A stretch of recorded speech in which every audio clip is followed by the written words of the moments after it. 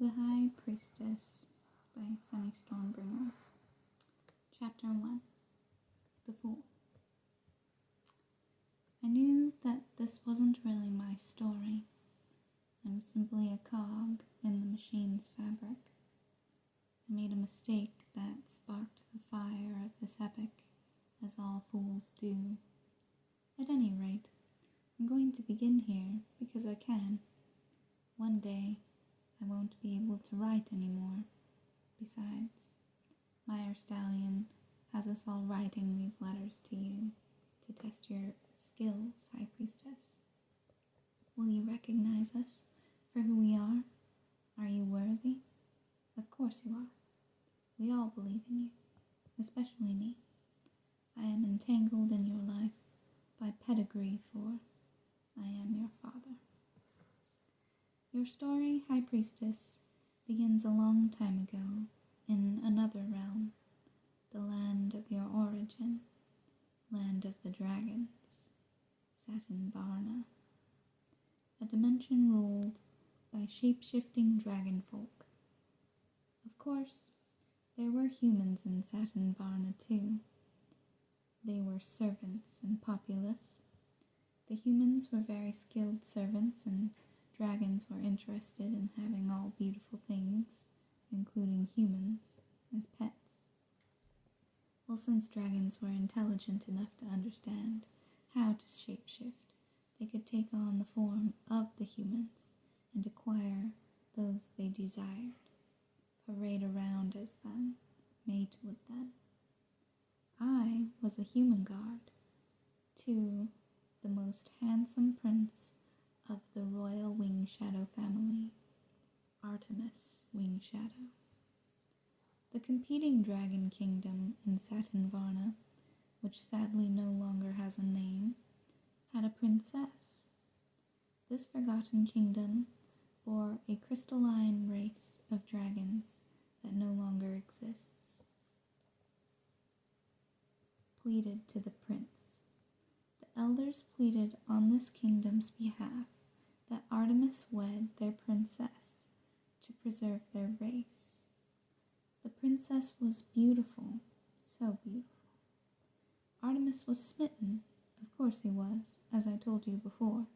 All dragons love beautiful things. But he was wary, because a prince has to be. All beautiful things are coveted and easily broken.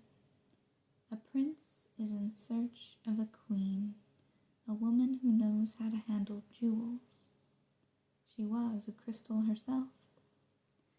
Her name was Valerie Heathwitch, and unfortunately for Prince Artemis, she loved me at first sight.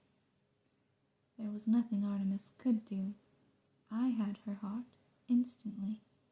Perhaps it was my eyes, so blue and white, my kind human nature, so eager to please her. She wanted me, and oh, how could I refuse her? Her scales were an iridescent aquamarine, her hair hued a silver rainbow fume of opalescent shimmers, the epitome of a goddess. Me, a mere human, her, an ethereal sentinel. It wasn't an egg she laid, but a baby. Mine, ours, you. Artemis was vengeful.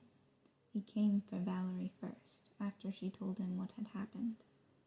He took her to the ancient Antrimino volcano, where he transformed her into what the dragons call eternal servants, a gargoyle who will live as long as it remains unbroken.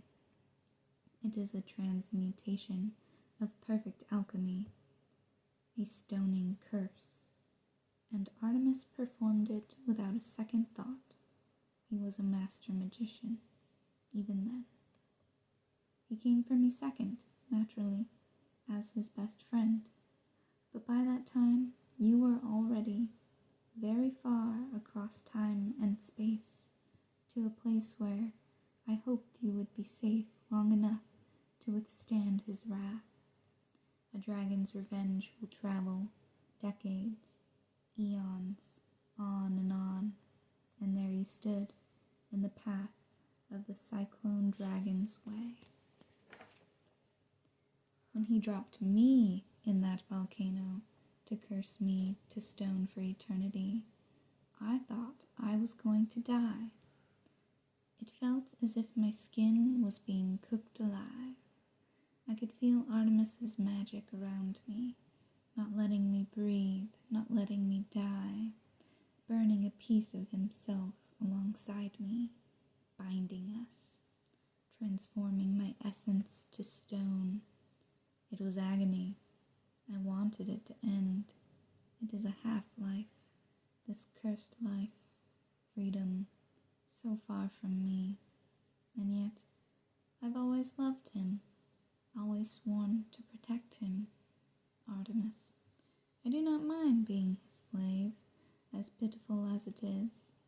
I ask that he accepts my daughter's love as recompense for my transgressions, if such a thing can be made so. Melandra, this is how unique you are. You are your mother's daughter, a gem in every way. I can't wait to see you again and become acquainted with the embodied version of the High Priestess so that she will never die.